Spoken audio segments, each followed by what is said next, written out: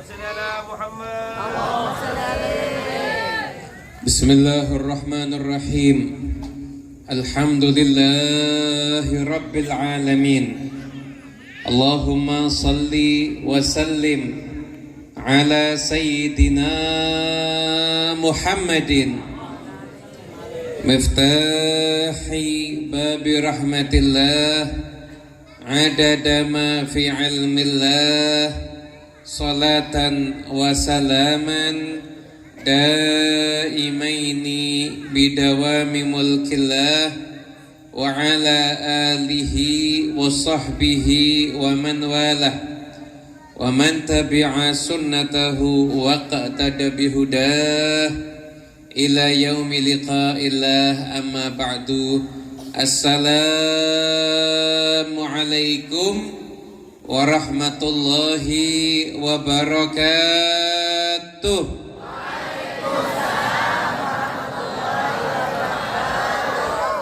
Alhamdulillah, sama-sama kita hormati, kita muliakan para habaib yang hadir, para alim ulama, para tuan guru, utamanya sahibul majlis Tuan Guru Ahmad Mubarak beserta segenap keluarga besar beliau, semua keluarga besar dari Rubat Asyatiri, semua para pejabat pemerintah yang hadir, dan semua hadirin yang kumpul di tempat ini. Mudah-mudahan insya Allah pulang bawa barokah semuanya insya Allah. Yang sedang sakit, sakitnya diangkat sembuh langsung insya Allah. Yang sedang susah, susahnya dihilangkan sama Allah Ta'ala. Yang punya utang, utangnya lunas. Ini bab utang paling semangat biasanya. Yang sedang utang, utang lunas, dan semuanya insya Allah diberikan oleh Allah Ta'ala kebaikan, keberuntungan di dunia ini sampai di akhirat nanti. Amin Allahumma amin. Hadirin yang dimuliakan Allah Ta'ala, setiap bulan maulid kita selalu sama-sama mengagungkan Rasulullah Sallallahu Alaihi Wasallam. Nggak terhitung berapa kali maulid yang sudah kita hadiri. Banyak sekali maulid yang sudah kita hadiri. Insya Allah sadar nggak sadar, semoga kita diarahkan untuk semakin dekat dengan Nabi Muhammad. Karena orang-orang yang ngerti, orang-orang saleh itu mereka akan menganggap yang paling berharga itu yaitu adalah dekat dengan Rasulullah Sallallahu Alaihi Wasallam. Makanya setiap orang apabila dia itu punya iman, maka yang paling menggugah, yang paling menguatkan imannya adalah ketika dia membahas tentang Rasulullah Sallallahu Alaihi Wasallam. Nyebut-nyebut Nabi itu healingnya rohani. Nyebut-nyebut Rasulullah SAW itu adalah healingnya rohani. Maka insya Allah rohani kita sehat semua insya Allah. Karena dari tadi kita kumpul salawat sama Nabi, dan sekarang kita mendengarkan semua yang berkaitan dengan Rasulullah Sallallahu Alaihi Wasallam. Tadi saya bilang sama guru Ahmad Barak, guru ini setiap Rabu malam Kamis terakhir Rabiul Awal ya. Iya, berarti sama kayak di Rubat Tarim. Ya, memang beliau ngikuti gurunya. Guru ya, jadi di Rubat Tarim di Hadramaut itu kalau akhir maulid itu maulid di majlis-majlis yang besar. Senin terakhir itu ada di Darul Mustafa, kemudian hari Rabunya itu ada di Rubat Tarim, hari Kemisnya di Sewun tempatnya Habib Ali bin Muhammad Al-Habsyi. Itu memang satu tradisi, sama kayak di Indonesia mungkin yang masyhur itu yang ada di Jakarta. Itu ada di makam Keramat Empang, besok ada Kemis di Kuitang, hari Sabtu di Al-Hawi, hari Ahad di Luar Batang. Itu memang tradisi kita ini diajak untuk memuliakan Rasulullah Sallallahu Alaihi Wasallam. Dan maulid ini bukan cuma sekedar acara. Maulid ini identitas kita. Identitas kita. Makanya kalau Anda tuh suka maulid, anak Anda tahu kalau Anda suka maulid, anak Anda pasti akidahnya akan ikut orang tuanya. Insya Allah akidahnya akan jadi ahlus sunnah wal jamaah. Kenapa? Karena kita nggak tahu, mungkin ada orang yang wafat di usiamu muda, anaknya mungkin nggak banyak kesempatan kumpul sama orang tuanya, Namun memori ketika anak itu ingat orang tua ikut maulid sana, hadir maulid di sini, ikut di sini, bahkan mungkin buat maulid walaupun kecil-kecilan di rumahnya, itu akan menjadi satu identitas bahwasanya orang tuaku itu kumpulnya dengan orang-orang yang suka maulidan.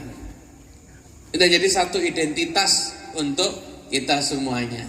Hadirin yang dimuliakan Allah Ta'ala, saya nggak usah panjang-panjang. Tadi yang saya dengar, saya tadi sore saya nyimak streaming dari maulid yang ada di Rubat Tarim.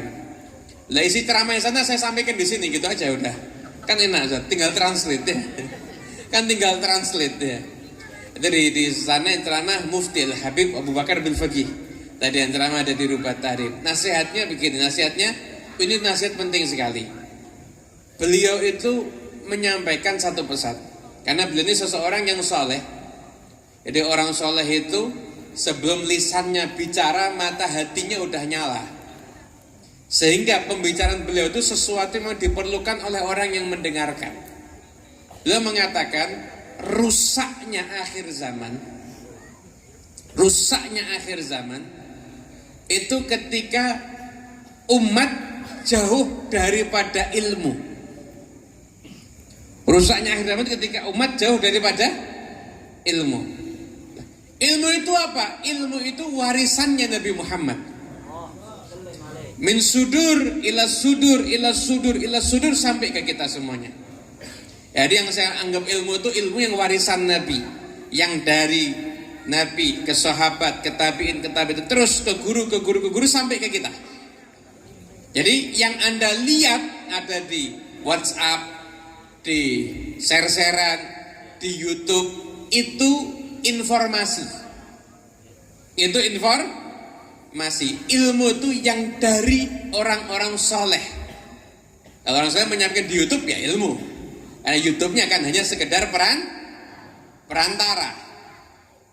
Nah yang nyampe orang soleh ilmu. Tapi ada yang nyampaikan nggak jelas siapa. Yang penting asal ikut, lihat, wah ini kelihatannya asik, wah ini kelihatannya begini, tapi nggak jelas itu siapa yang ngomong. Maaf, informasi itu bukan ilmu. Ilmu yang warisan Nabi Muhammad itu melalui orang-orang yang jelas. Bal huwa ayatun bayyinatun fi suduril ladzina utul ilma. Ilmu itu berada satu ayat yang jelas di dalam dadanya orang-orang yang berilmu. Itu namanya ilmu, yang saya sebut ilmu yang menjadi sebab insya Allah umat ini akan dapat barokah. Yang saya sebut warisan Nabi Muhammad yaitu tadi, ini sebab kebaikan. Lah, umat zaman sekarang itu jauh dari ilmu, nggak punya guru, nganggep kalau sudah belajar di YouTube udah cukup. Gak usah, banyak nggak mau datang pengajian. Ngapain pengajian? Udah repot, duduk, panas, tinggal nonton YouTube selesai.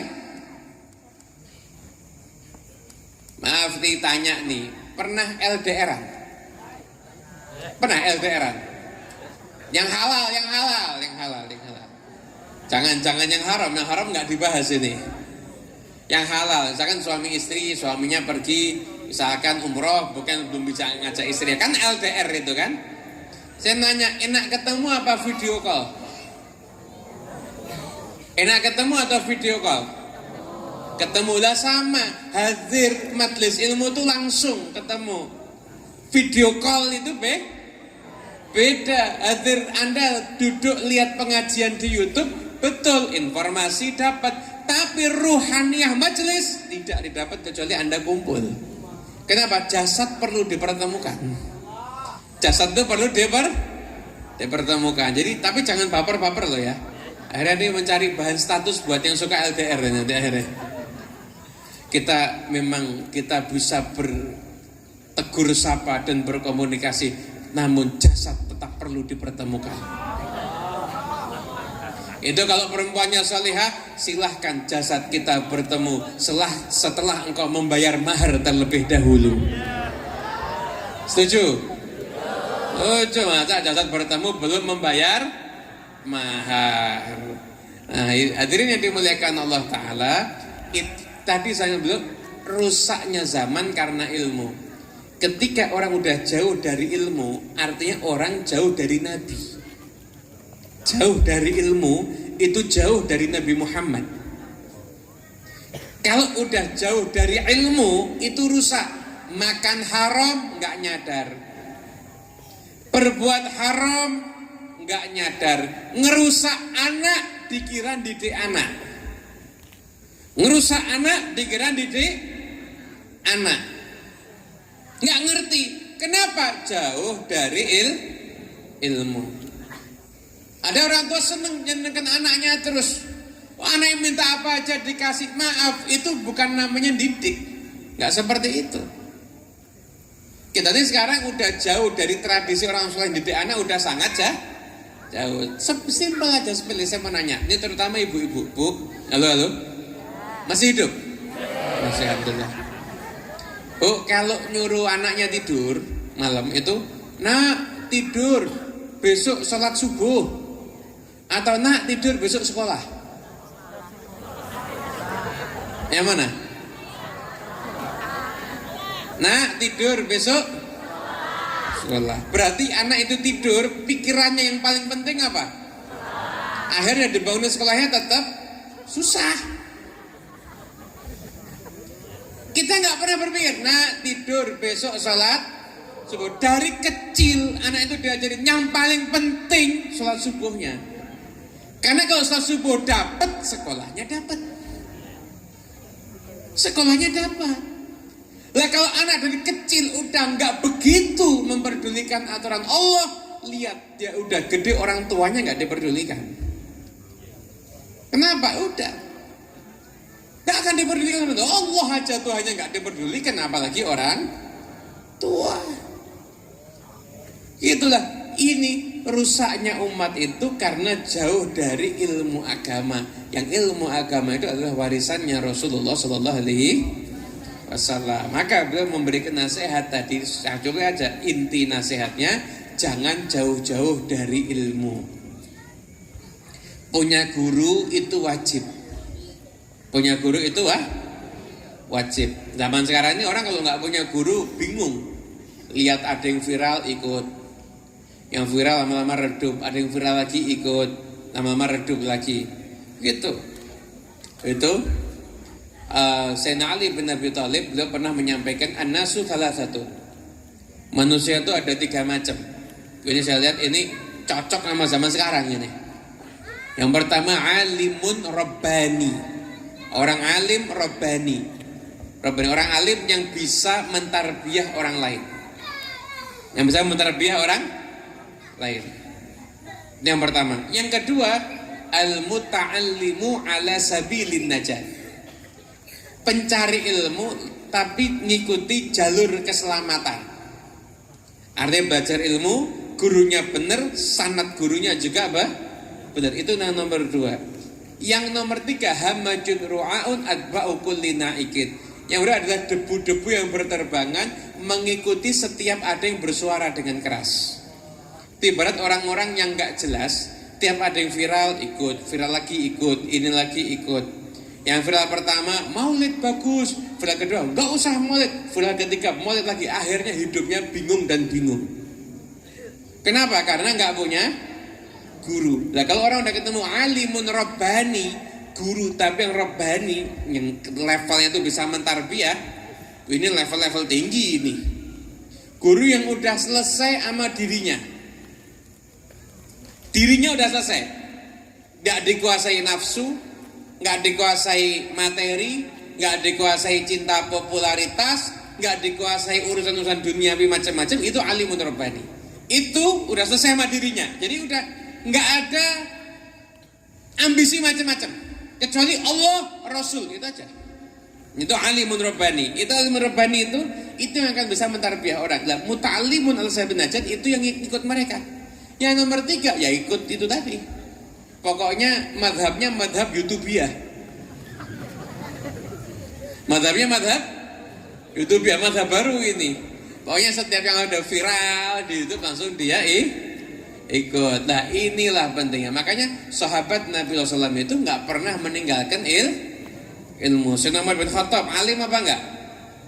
Sayyidina Umar bin Khattab itu 3 kali pendapatnya dibenarkan sama Quran. 3 kali pendapatnya dibenarkan sama Quran. Ada yang permasalahan hijab, ada juga yang permasalahan ketika itu menjadikan tempat salat makam Ibrahim. Ada juga tentang permasalahan-permasalahan yang lain. Yang lainnya itu dulu pernah waktu tawanan perang Badar, ketika itu Nabi bingung, enaknya diapakan ini? Sayyidina Abu Bakar, Rasulullah, anu aja, suruh bayar aja, ditebus saja. Sayyidina Umar, ya Rasulullah, jangan ditebus, bunuh semua. Bunuh semua, habisi semuanya. Kenapa? Biar orang-orang tahu.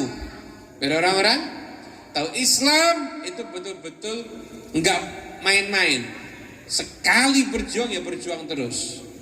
Maka Nabi kata kemudian ya udah ditebus saja. Enggak lama turun ayat membenarkan ucapan Sayyidina Umar, yang terbaik harusnya adalah mengikuti usulnya Sayyidina Umar bin Khattab. Gitu. Ini yang sealim itu karena Sayyidina Umar kalau mau ikut ngaji taklim terus sama Nabi tidak bisa kerja, maka Sayyidina Umar gantian sama tetangganya. Kamu hari ini taklim sama Nabi, saya yang kerja, hasil kerja bagi 2, tapi ilmumu bagi 2. Ayo, ada yang berani gitu zaman sekarang? Kamu ikut ya taklim sama guru-guru yang ada di Banjar, nanti malam hasil tokonya saya bagi 2 sama kamu, ilmumu juga bagi 2. Ada yang begitu? Ada? Nggak ada. Mohon maaf, kita ini lagi prihatin sekarang. Ilmu agama ini udah dianggap rendah. Orang tua zaman sekarang tuh mondokkan anak kalau anaknya nakal. Anaknya pintar suruh jadi dokter. Anaknya nakal baru masukkan ke pondok pesantren. Memangnya pondok ini bengkel? Cuma terima barang rusak? Oh, enggak loh, justru anakmu pintar masukkan ke pondok pesantren. Kenapa? Ini biar jadi pewarisnya Nabi Muhammad SAW. Itu kita disepelekan ilmu agama sekarang. Saya tadi malam ceramah di Mangkal Api. Itu dari Batu Licin 1,5 jam naik gunung. Jauh lumayan, jalannya juga Masya Allah kayak di kapal, goyang-goyang terus. Itu tengah-tengah ceramah yang hadir kan Masya Allah. Saya tanya, ini ada guru TPA enggak di sini? Ada. Saya tanya, TPA sebulan bayarnya berapa? Di sini TPA sebulan bayar berapa? Berapa?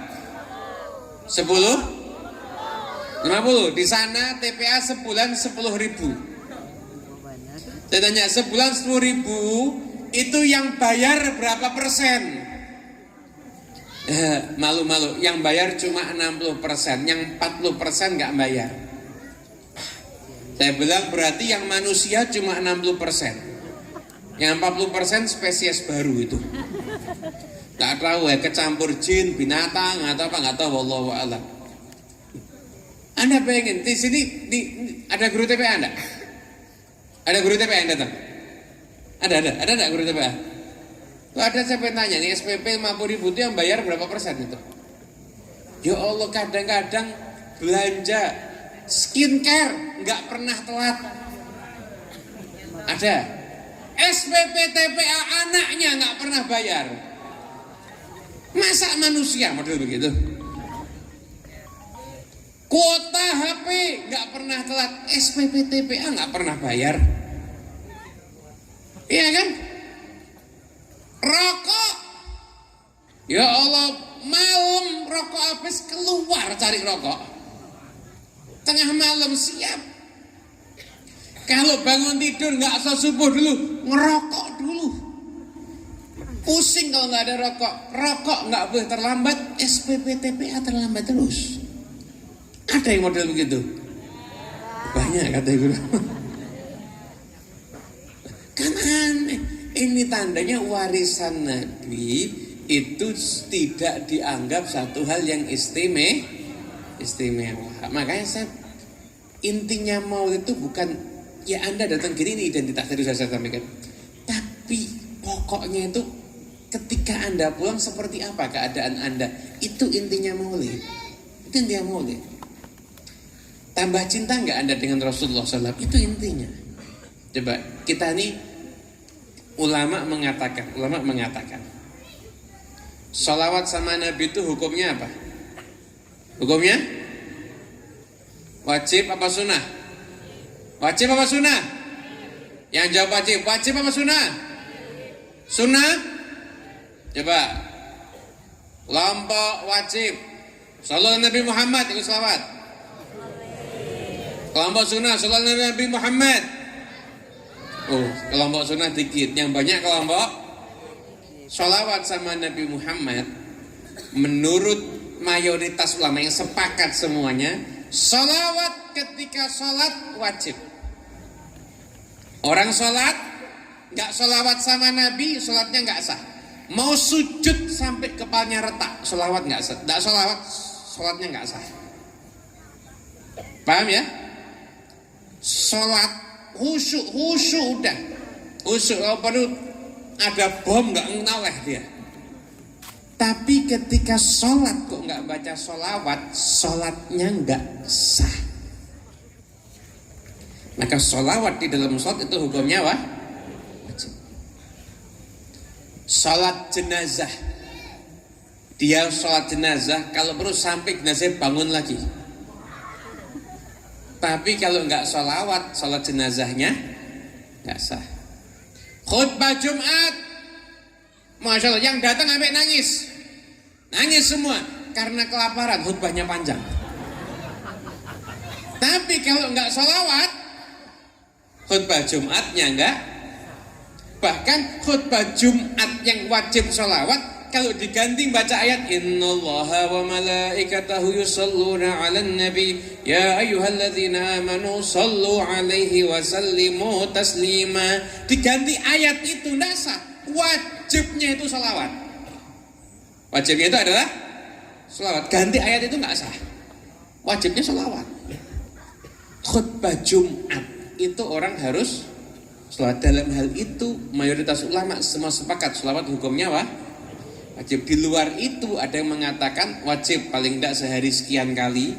Ada yang mengatakan mayoritas hukumnya sunnah. Ada lagi yang mengatakan setiap disebut nama Nabi Muhammad wajib sholawat kepada Nabi. Kenapa? Karena orang yang disebut nama Nabi Muhammad nggak sholawat sama Nabi dapat predikat bakhil, kikir, pelit. Kalau disebut nama Nabi nggak sholawat. Dalam kitab Al-Qirtos diriwayatkan pernah Siti Aisyah lagi jahit pakaian. Di keluarga Nabi itu sederhana. Nabi itu kalau pakaian sobek jahit sendiri, sandal copot benerin sendiri. Lagi jahit tiba-tiba jarum jatuh. Pengen ini terang jarum jatuh, nyari gampang apa susah? Susah. Pengen kalau gelap jarum jatuh, gampang apa susah? Udah gelap jarum jatuh, bawahnya bukan keramik, tanah, gampang apa susah? Susah. Bayangkan Nabi Muhammad masuk ruangan, satu ruangan terang benderang sampai jarumnya kelihatan.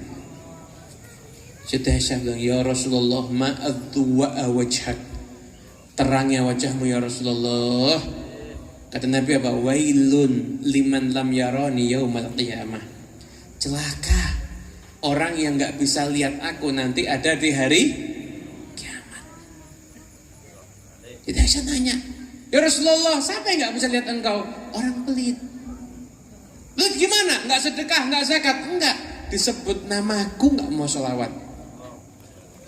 Disebut namaku gak mau sholawat. Makanya kalau disebut nama Nabi Muhammad, nah yang sholawat cuma dikit. Nih calon-calon lihat Nabi insya Allah. Disebut nama Nabi Muhammad, sholawat gitu loh. Oh ini udah ngantuk semua nih, pantas utangnya banyak. Anak sekarang guru, kalau lihat bapak-bapak ini nggak usah pakai kasyaf-kasyafan. Lo datang pengajian, pecinya miring, duduknya udah sama ngantuk-ngantuk, udah. Kalau nggak dimarahin istri, ya utangnya banyak. Udah, lihat aja. Dan pengajian ngantuk-ngantuk udah, ini berarti korban dimarah istri ini. Kalau enggak kebanyakan utang. Kalau tambah ngantuk, gabungan dua-duanya. Udah utang banyak, kena marah sama istri. Jadi sallallahu Nabi Muhammad. Sampai disebutkan apa? man nasiyas sholata alayya khati'a bihi tariqul jannah. Kata Nabi, orang yang lupa salawat kepadaku berarti tersesat dari jalan menuju surga. Lupa salawat padaku berarti tersesat dari jalan menuju surga. Berarti kalau nggak masuk surga terus kemana? Kapan orang yang dianggap lupa sholawat, gak pernah sholawat sama Nabi, sampai disebutkan nama Nabi, gak sholawat. Na'udzubillah min. Makanya kalau Anda disebutkan nama Nabi Muhammad, berarti Anda orang dermawan, Anda bukan orang kikir, dapat sholawatnya Allah 10. Kemudian Anda mendapatkan petunjuk untuk bisa masuk ke dalam surga. Barokah sholawat Anda kepada Rasulullah Sallallahu Alaihi Wasallam. Hadirin yang dimuliakan Allah Ta'ala, kenapa kok disebut nama Nabi kita disuruh sholawat? Karena ada pertanyaan kan? Kenapa disebut nama Nabi kok kita disuruh sholawat? Karena biar kita mirip dengan para pecinta. Mirip dengan para pecinta.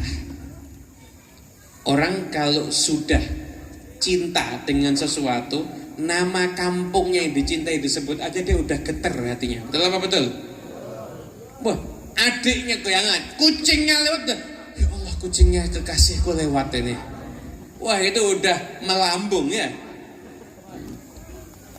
Dulu ada ceritanya Abu Nuwas. Abu Nawas itu kan bahasa Indonesia. Lo kitab kuning Abu Nuwas itu loh. Ini sekali go internasional dikit dong gitu. Abu Nuwas itu pernah Abu Nuwas dapat ada kasus anaknya raja jalan-jalan pulang jatuh, pulang sakit. Wah, udah panggilkan dokter nggak sembuh. Dukun nggak sembuh, profesor nggak sembuh, provokator dipanggil juga semua komplit ya, nggak sembuh. Akhirnya terus raja udah bingung, ini yang bisa ngatasin Abu Nuwas go internasional, sini Abu Nawas. Nah, itu tokoh yang ada di dalam kitab, bukan cuma karangan aja. Panggilkan aja, kemudian ini tiba-tiba sakit. Udah nikah apa belum? Belum, ya udah. Anak kalau belum nikah itu rata-rata urusannya urusan cinta. Awal sakitnya gimana? Jalan-jalan keliling kemudian sakit. Oh ya udah. Tolong dicatat nama kampung yang ada di wilayah kerajaan ini. Jalan Pramuka, Jalan Melati, Jalan Sukatani, Sukamiskin. Ada. Loh, Sukamiskin tuh ada. Miskinnya itu maksudnya dari kata misik. Misik itu minyak wangi. Sukamiskin, Sukamandi, Sukamino, macam-macam. Sensus. Jalan Pramuka, ambil Jalan Melati, Jalan Mawar. Oh, berarti semua jalan disebutkan. Yang deg-degan hanya ketika Jalan Mawar. Cari daftar perempuan di Jalan Mawar yang bisa dinikahi. Yang bisa berarti kalau tua nggak masuk daftar, istri orang nggak masuk daftar.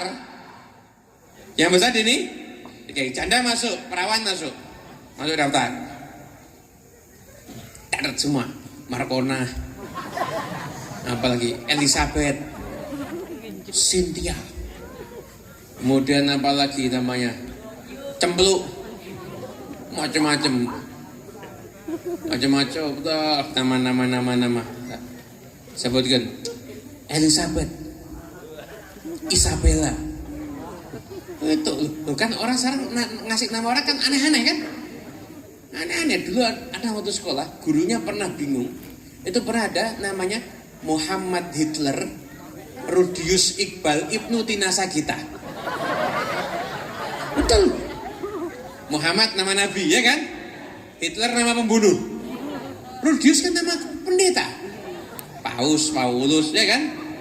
Rudius. Iqbal nama ulama. Ibnu Tinasagita. Ini apa maksudnya? Ternyata nama bapak ibunya Martinah dan Sugito. Jadi kalau disingkat Ibnu Tinasagita. Kembali ke nama Martinah. Maksud. Kenapa jatuh cinta sama Nafisah? Udah dari Nafisah terus ini. Terus sebutkan lagi nama apa? Cynthia. Sampai namanya misalkan nama misalkan sampai namanya Fatimah. Oh, kata raja nggak usah kasih suntikan. Ini udah kamu udah dari suntik yang kecil sampai suntiknya kayak obat nyamuk Baygon.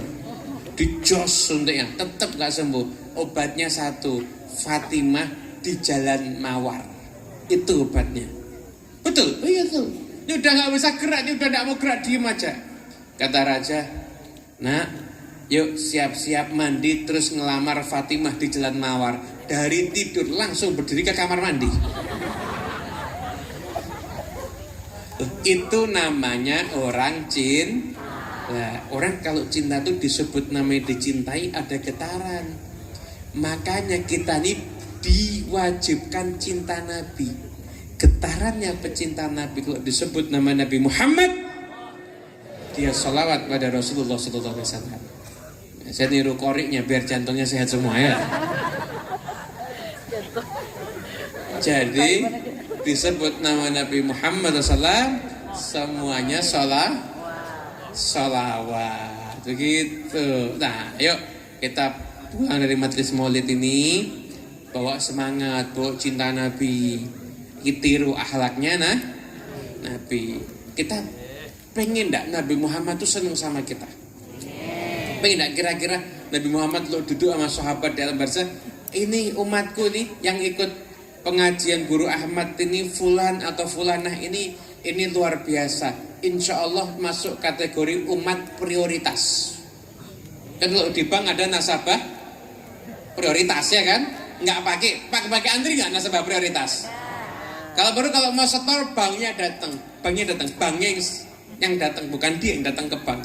Nasabah prioritas. Anda umat prioritas. Kalau Anda doa, ya Allah berkat Nabi Muhammad langsung proposal gul. Ya Allah berkat Nabi Muhammad langsung. Ini orang cinta Nabi Muhammad langsung kabul. Umat prioritas. Gimana? Hidupnya nggak jauh dari ilmu warisan Nabi. Akhlaknya ngikuti akhlaknya Nabi. Masa maulidan di mana-mana silaturahmi masih putus. Sama tetangganya nggak mau saling nyapa. Sama saudaranya nggak mau saling nyapa karena urusan warisan. Masa katanya pecinta Nabi tapi kok putus silaturahmi? Palsu. Kalau kamu cinta sama Nabi beneran, kamu nggak mungkin berbuat sesuatu yang dibenci sama Nabi. Nabi itu nggak suka sama orang yang benci dengan orang yang suka memutuskan silaturahmi. Benci Nabi Muhammad. Bahkan nasihatnya ahlu baitin Nabi Sayyidina Ali Zainal Abidin memberikan nasihat pada Muhammad Al-Bagir. Apa nasihatnya? Ya bunayya la tashab qati'ar rahim. Nah, jangan bersahabat dengan pemutus silaturahmi. Bayangin ya, bukan nak jangan putus silaturahmi, enggak. Jangan bersahabat dengan pemutus silaturahmi. Kenapa? Fa inni wajadtuhu mal'unan fi thalathati mawadhi' min kitabillah. Aku dapati pemutus silaturahmi itu terlaknat di dalam 3 tempat di Al-Quran. Bersahabat aja jangan, apalagi sampai jadi pemutus silaturahmi. Kenapa? Laknatnya nular sama kamu kalau kamu bersahabat dengan dia. Oh, na'udzubillah min dzalik. Yuk, makanya yuk kita mulai dari sini, kita jadi umat yang dibanggakan Nabi, umat prioritas. Insyaallah ya. Yang kalau doa qabul, sebutkan nama Nabi, sholawat, enggak jauh dari ilmu.